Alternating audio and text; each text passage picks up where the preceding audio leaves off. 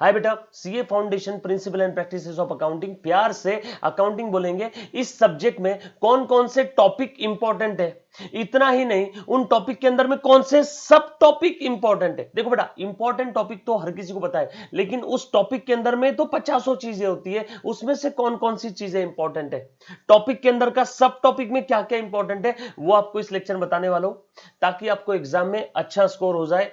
At least आपका 80+ score बन जाएगा अगर आप ये स्ट्रेटेजी जो इस लेक्चर में मैं आपको सब टॉपिक प्लस स्ट्रेटेजी, उसकी पढ़ाई कैसे करना है, समरी नोट्स कैसे बनाना है, ये सारी चीजें आपको आने वाले 10 से 15 मिनट बताने वाला हूं। सो ठीक से आपने ध्यान देना है एंड डेफिनेटली स्ट्रेटेजी की आपको एग्जाम में हेल्प होने वाली है। So in no time start करते हैं बेटा। This side CS Harish Matharia, CA foundation के अकाउंटिंग सब्जेक्ट के बारे में डिटेल एनालिसिस हम लोग करने वाले। चल आ जाओ तो बेटा।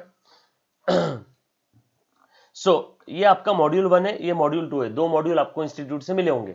सर सबसे पहला सवाल हमारा, इंस्टीट्यूट का मॉड्यूल हमने पढ़ना है क्या? यस डेफिनेटली पढ़ना है बेटा, क्योंकि ये इंस्टीट्यूट का पब्लिकेशन है। आपका मैक्सिमम पेपर इंस्टीट्यूट के पब्लिकेशन से ही आता है, चाहे वो मॉड्यूल हो, चाहे वो रिवीजन टेस्ट पेपर हो, एग्जाम के समय आपकी मॉक टेस्ट भी लेती है इंस्टीट्यूट, वो हो, है ना। तो मैक्सिमम पेपर आपका इंस्टीट्यूट के पब्लिकेशंस, इंस्टीट्यूट के स्टडी मटेरियल से आता है।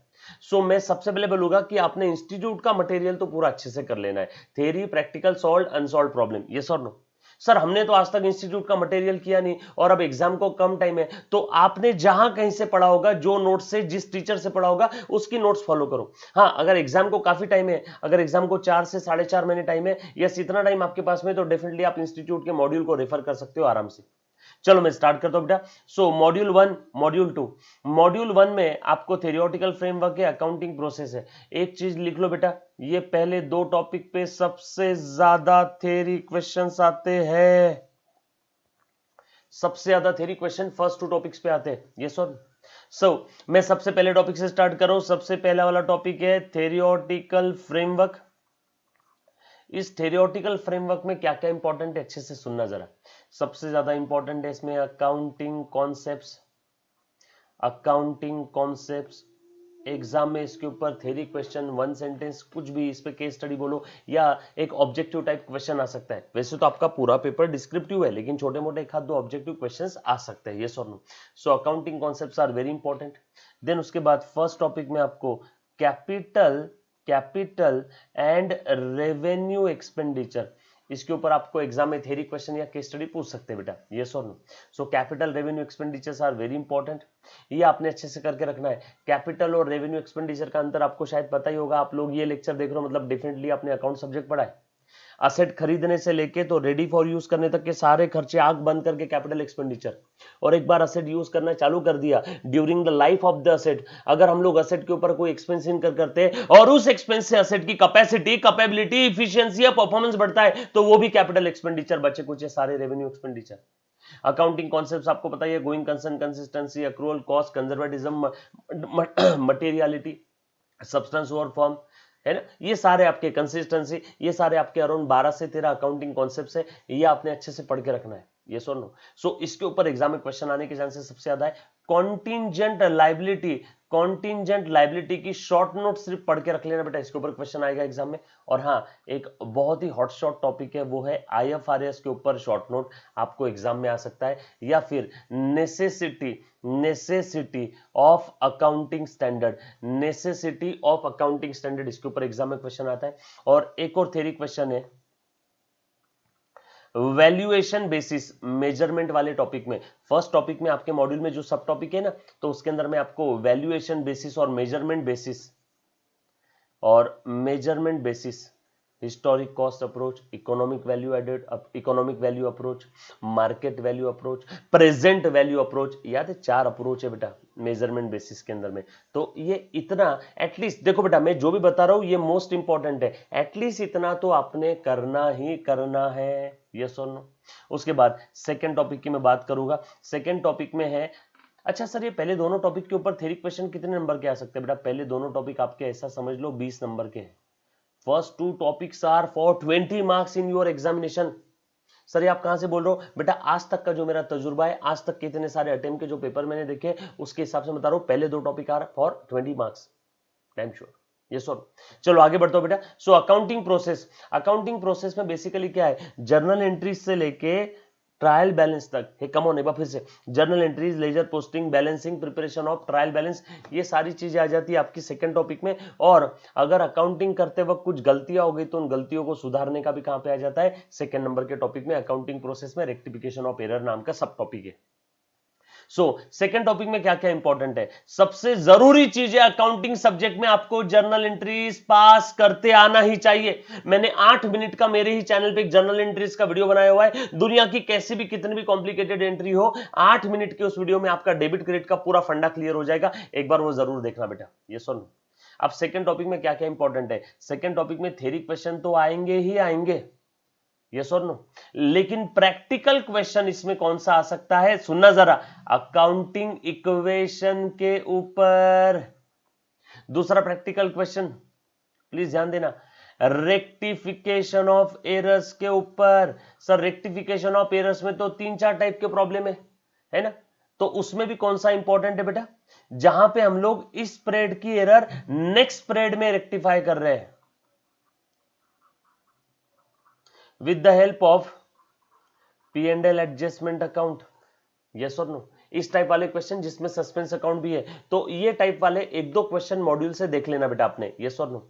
ये आपका सेकंड नंबर के टॉपिक में सारी इंपॉर्टेंट चीजें डन। सेकंड नंबर के टॉपिक में थ्योरी के चांसेस कम है, लेकिन सेकंड टॉपिक में प्रैक्टिकल क्वेश्चन अकाउंटिंग इक्वेशन पे, asset is equal to liability plus capital, इसके ऊपर theory question, sorry practical question है, वो आपने देख के रखना है। मॉड्यूल में ऐसा है, मैं जितनी भी चीजें बता रहा हूं सारी चीजें मॉड्यूल में है। इतने पूरे सिलेबस से छाट छाट के मैंने छोटे छोटे सब टॉपिक आपके सामने निकाल करके रखे बेटा। रेक्टिफिकेशन ऑफ एरर में मैंने आपको बता दिया कौन से कैटेगरी का क्वेश्चन करना है, यस और नो। उसके बाद बैंक रिकंसिलिएशन स्टेटमेंट, ये वाला जो टॉपिक है एग्जाम में आपको 5 से 6 नंबर के लिए पूछा जाता है। बैंक रिकंसिलिएशन स्टेटमेंट में क्या क्या करना है सुनना जरा बेटा। इसमें थ्योरी क्वेश्चन और प्रैक्टिकल क्वेश्चन। थ्योरी क्वेश्चन में BRS के ऊपर शॉर्ट नोट आई तो आ सकती है, और एडजस्टेड कैश बुक में कौन कौन से कैटेगरी के आइटम आते हैं इसके ऊपर भी एग्जाम में शॉर्ट नोट आ सकता है, लेकिन थ्योरी क्वेश्चन के चांसेस इसमें कम है। प्रैक्टिकल क्वेश्चन के चांसेस BRS में सबसे ज्यादा है, 90% चांसेस प्रैक्टिकल क्वेश्चन आएगा। BRS में थ्योरी क्वेश्चन में एक और आ सकता है कि एरर के पीछे की वजह क्या है, मोटा मोटी तौर पे 2 वजह है, timing difference and differences due to errors और ओमिशन। प्रैक्टिकल क्वेश्चंस में इसमें क्या क्या आ सकता है, प्रैक्टिकल क्वेश्चन में एक चीज मैं बताऊंगा, प्लीज अच्छे से ध्यान देना बेटा। एक मिस्टर गड़बड़ वाला है, एक निक्की एंड कंपनी वाला सम है आपके मॉड्यूल में, वो 2 सम तो भी अच्छे से देख लेना, मुझे बड़े प्यारे लगे हैं, अच्छे से ध्यान देना। प्रैक्टिकल क्वेश्चन में BRS with adjusted cash book आपने अच्छे से कर लेना। मैंने आपको जो सम बताया प्लीज आप साथों साथ लिख करके रख लेना बेटा, ये सुनो।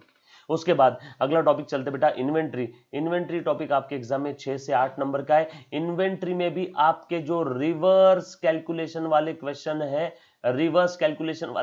है मॉड्यूल के अंदर में दिए हैं, और एडजस्टेड सेलिंग प्राइस वाले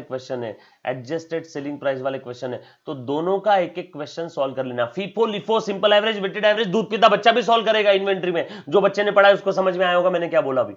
लेकिन ये 2 टाइप के क्वेश्चन याद से सॉल्व करना। एक रिवर्स कैलकुलेशन है, मॉड्यूल में लास्ट में दिया है रिवर्स कैलकुलेशन, आपको 10 अप्रैल का स्टॉक दिया है और आपको पूछा है 31 मार्च का स्टॉक कितना रहेगा, रिवर्स कैलकुलेशन। और एक एडजस्टेड सेलिंग प्राइस वाला क्वेश्चन है, सेलिंग प्राइस में से अगर आप ग्रॉस प्रॉफिट माइनस कर दो तो आपको इन्वेंट्री का स्टॉक का कॉस्ट मिल जाएगा, यस और नो। एडजस्टेड सेलिंग प्राइस वाला मेथड है। तो ये 2 क्वेश्चन मॉड्यूल में दिए, दोनों क्वेश्चन एटलीस्ट आप एग्जाम में जाने के पहले देख लेना, इन्वेंट्री के डेफिनेटली फायदा होने वाला है आपको। प्रैक्टिकल क्वेश्चन आने की संभावना सबसे ज्यादा है, यस और नो। उसके बाद सबका वेटेज भी लिख रहा हूं, सबके अंदर में क्या क्या सब टॉपिक इंपॉर्टेंट है वो भी लिख रहा हूं, प्लीज लिख करके रख लो बेटा, काम आएगा। उसके बाद concepts and accounting of depreciation के अंदर में आपको थियरी एंड प्रैक्टिकल दोनों भी क्वेश्चन आएगा। थियरी की संभावना काफी कम है, प्रैक्टिकल की संभावना काफी ज्यादा है। सर प्रैक्टिकल में कौन सा क्वेश्चन आएगा, इसमें change in method of depreciation वाला एक क्वेश्चन है, मॉड्यूल के अंदर में दिया है, मेथड चेंज हुआ है तो क्या, और मॉड्यूल में ही एक और क्वेश्चन है जिसके अंदर में चेंज इन यूजफुल लाइफ है, ये दिया हुआ है, बरोबर है। ये 2 क्वेश्चन याद से डिप्रिसिएशन टॉपिक के देख लेना, और डिप्रिसिएशन टॉपिक में इंपॉर्टेंट क्या है, सारे फॉर्मूलाज एक बार पढ़ लेना। स्ट्रेट लाइन मेथड का formula, cost minus scrap value upon estimated useful life, WDV का formula, WDV of respective year into rate of depreciation, SYD का formula, useful life remaining including current year upon SYD into another bracket cost minus scrap value, yes और no. Production unit method, machine और method, depletion method, ये सारे formulas एक बार देख लेना। और हाँ, सिंकिंग फंड मेथड भी आपके सिलेबस में है, तो एक क्वेश्चन सिंकिंग फंड मेथड वाला 1, 2 और 3, एक क्वेश्चन सिंकिंग फंड मेथड वाला आपके मॉड्यूल से देख लेना, यस और नो। करंट वाले मॉड्यूल में कुछ बच्चे बोलते हैं सर सिलेबस से निकल गया, कुछ बच्चे बोलते हैं नहीं है, बट एक सम देख लेना, 10 मिनट लगेगा, इतना आपने देख लेना डिप्रिसिएशन। उसके बाद अकाउंटिंग फॉर स्पेशल ट्रांजेक्शन में कौन कौन से टॉपिक है, टोटल इसमें 5 टॉपिक है। सबसे पहला है बिल्स ऑफ एक्सचेंज, देन है कंसाइनमेंट, देन है आपका एवरेज ड्यू डेट, देन है अकाउंट करंट, और उसके बाद में आपका यहाँ पे गुड्स सोल्ड ऑन अप्रूवल और रिटर्न बेसिस, यस और नो।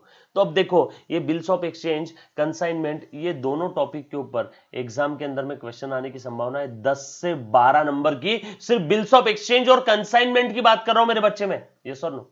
एवरेज ड्यू डेट और अकाउंट करंट दोनों में से कोई तो एक टॉपिक के ऊपर, इधर दोनों में से कोई तो एक टॉपिक के ऊपर क्वेश्चन आएगा।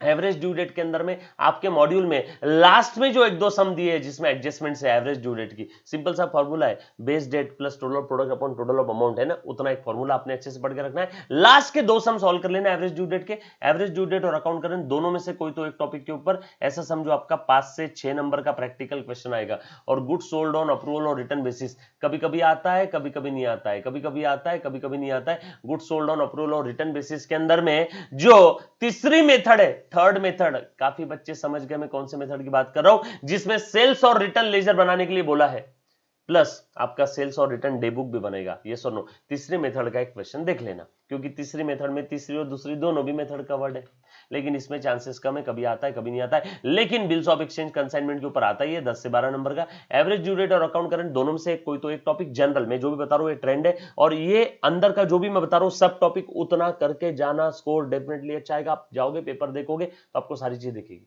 ये सर। वैसे सिलेबस में बहुत सारी चीजें, लेकिन जो सब टॉपिक इंपॉर्टेंट है मैं उतना ही बता रहा हूं। उसके बाद आगे चलो बेटा, आगे बढ़ रहा हूं। सर इसका वेटेज क्या हुआ फिर, देखो ना 10 से 12 नंबर और 5 से 6, ऐसा समझो ये आपका पूरा ये जो चैप्टर नंबर 6 है, इसके अंदर जितने भी 5 सब टॉपिक है, समझो ये 18 से 20 नंबर के हैं। ये 5 सब टॉपिक 18 से 20 नंबर के। उसके बाद preparation of final account of a sole proprietor, preparation of final account. तो यहां पे बेटा मैं एक ही चीज बोलूंगा, मॉड्यूल का सेल्फ प्रैक्टिस का जो सम है फाइनल अकाउंट के, वो 2 एक सम करके चल जाना। मेरा आज तक का देखा हुआ ट्रेंड है, जनरली इसके अंदर में सेल्फ प्रैक्टिस के some institute as it is copy paste करके पूछ लेती है। सर एग्जाम में वेटेज ऐसा समझो 8 से 10 नंबर का फाइनल अकाउंट का सम आएगा। फाइनल अकाउंट के ज्यादा में ज्यादा सम सब आपको एक जैसे ही दिखने वाले हैं, है ना। एडजस्टमेंट्स आप देख लेना सारी, क्लोजिंग स्टॉक की, आरडीडी की, है ना, reserve for doubtful debt. Sir RDD की एडजस्टमेंट क्या है, bad debt plus new bad debt plus new RDD plus new RDD minus old RDD is equal to amount to be debited to profit and loss account, yes और no. ये आप सिर्फ adjustment देख लेना इसकी, और एक फुल प्लेस सम सॉल्व कर लेना, दैट्स इट। उसके बाद partnership account, once again very important. Partnership में सबसे ज्यादा जरूरी क्या है, आपको जेएलपी की जॉइंट लाइफ पॉलिसी की एडजस्टमेंट आनी चाहिए, ये सर। ये जॉइंट लाइफ पॉलिसी बोल दिया तो डेथ और रिटायरमेंट वाला क्वेश्चन है। और एडमिशन ऑफ पार्टनर में आपके मॉड्यूल में एक फुल फ्लेज क्वेश्चन दिया है जिसमें 5 से 6 एडजस्टमेंट है, एक ही बड़ा क्वेश्चन आपको दिखेगा, वो वाला क्वेश्चन एडमिशन ऑफ पार्टनर का कर लेना बेटा अपने अच्छे से, ये सर। और प्रॉफिट शेयरिंग रेशो के जो कैलकुलेशन है, पीएसआर प्रॉफिट शेयरिंग रेशो के कैलकुलेशन के लिए मॉड्यूल में 3 से 4 इलिस्ट्रेशन दिए, उतना अच्छे से कर लेना। तो मैंने आपको क्या बोला, पूरे पार्टनरशिप में सुना जरा, जेएलपी का एक सम, एडमिशन में एक फुल प्लेस सम और प्रॉफिट शेयरिंग रेशो। इस पे थ्योरी क्वेश्चन अगर आता है तो आपने 11th 12th में ऑलरेडी पार्टनरशिप पढ़ा होगा, है ना। तो इसमें पार्टनरशिप डीड के ऊपर शॉर्ट नोट लिखो, पार्टनरशिप अग्रीमेंट के ऊपर, है ना, अग्रीमेंट रिटर्न है, रजिस्टर्ड कर दिया तो उसी को पार्टनरशिप डीड बोलेंगे। तो डीड के कंटेंट क्या क्या है, तो इसके ऊपर शॉर्ट नोट आ सकती है, यस और नो। और गुडविल कैलकुलेशंस की जो आपकी मेथड है, simple average, weighted average, super profit, capitalisation, annuity method, yes और नो। तो ये मेथड्स के फॉर्मूलाज देख लेना सिर्फ एक बार, यस और नो। तो इतना आपने करना है। सर पार्टनरशिप कितने नंबर के लिए आएगा? बेटा पार्टनरशिप टॉपिक का जो वेटेज है, एक सेकेंड है, मैं थोड़ा सा, पार्टनरशिप बचा है, एनपीओ और कंपनी अकाउंट है। पार्टनरशिप का जो वेटेज है, वेटेज बता देता हूं मैं। पार्टनरशिप का जो वेटेज है समझो अराउंड 15 से 18 नंबर का पार्टनरशिप आने वाला है एग्जाम में। और एनपीओ सबसे खास टॉपिक है, सबसे ज्यादा बच्चों को इसमें डर लगता है, सब्सक्रिप्शन वाली एडजस्टमेंट से डर लगता है। तो बेटा चिंता मत करना, एनपीओ के अंदर में आपने करना क्या है, सुनना जरा। एनपीओ के अंदर में आपको क्वेश्चन में रिसीट एंड पेमेंट अकाउंट दिया रहेगा, income and expenditure and balance sheet आपको प्रिपेयर करना है, या फिर क्वेश्चन के अंदर में आपको इनकम एंड एक्सपेंडिचर अकाउंट दिया रहेगा, आपको receipt and payment account and balance sheet prepare करना है। बस ये दो क्वेश्चन, एक ये क्वेश्चन और एक ये क्वेश्चन, ये दो क्वेश्चन आप सॉल्व कर लो एक बार, और दैट्स इट, कुछ मत करना। सब्सक्रिप्शन के लिए बेटा मैं एक वीडियो बनाने वाला हूं जिसमें एनपीओ की सिर्फ सब्सक्रिप्शन की बात करूंगा 15 मिनट की, वो वीडियो आपने जरूर देख लेना। सब्सक्रिप्शन के सारे फंडास क्लियर हो जाएगी बेटा आपके। यस और नो? सर एनपीओ का वेटेज कितना है एग्जाम में? अराउंड 10 नंबर का एनपीओ का क्वेश्चन आता है, या तो एक ही क्वेश्चन आ जाएगा या दो क्वेश्चन, 6, 4 या 5 नंबर के क्वेश्चन आएंगे। और उसके बाद लास्ट है but not the least, company account, company accounts.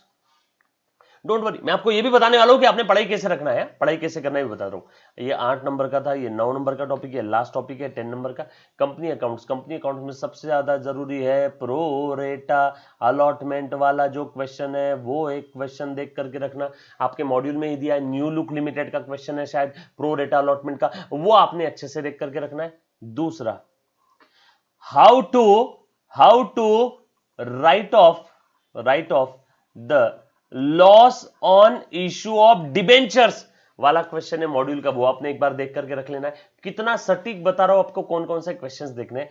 तीसरा,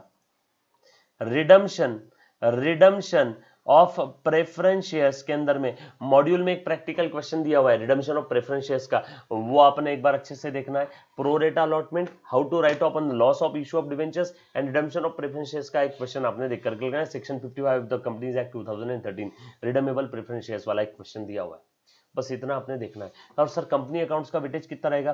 बेटा इसका वेटेज अगेन 15 से 18 नंबर का कंपनी अकाउंट्स का वेटेज है। कभी कभी कोई एग्जाम में 20 नंबर के लिए भी पूछ लेते हैं, ये सुनो। ये रहा आपका सारा वेटेज, कौन कौन से टॉपिक में कौन कौन से सब टॉपिक इंपॉर्टेंट है, आपने कैसे पढ़ाई करना है, अब मैं वो बता देता हूं। अब अच्छे से ध्यान देना, जब भी आप कोई टॉपिक पढ़ते हो बेटा, ध्यान देना अच्छे से, जब भी आप कोई टॉपिक पढ़ते हो, ये आपका मॉड्यूल है, देखो जरा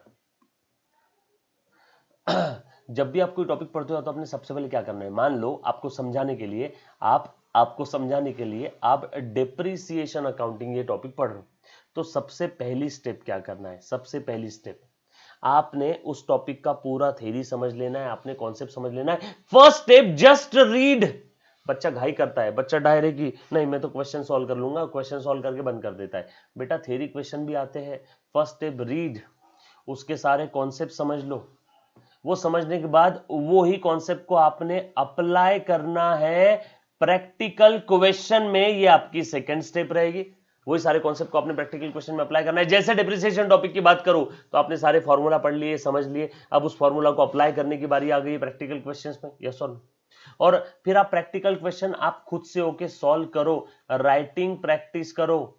जब आप कॉन्सेप्ट रीड करोगे तब आप कॉन्सेप्ट रीड करते करते इसकी समरी नोट्स बना लो, रीड करते करते फटाफट फटाफट। हाँ एग्जाम को अगर 1-1.5 महीना टाइम है तो आपने इतना ज्यादा डिटेल में राइटिंग प्रैक्टिस करने की जरूरत नहीं है, एक कैटेगरी का क्वेश्चन एक बार भी देख लिया तो भी चलेगा। उसके बाद थर्ड स्टेप, ध्यान देना, अच्छे से ध्यान देना।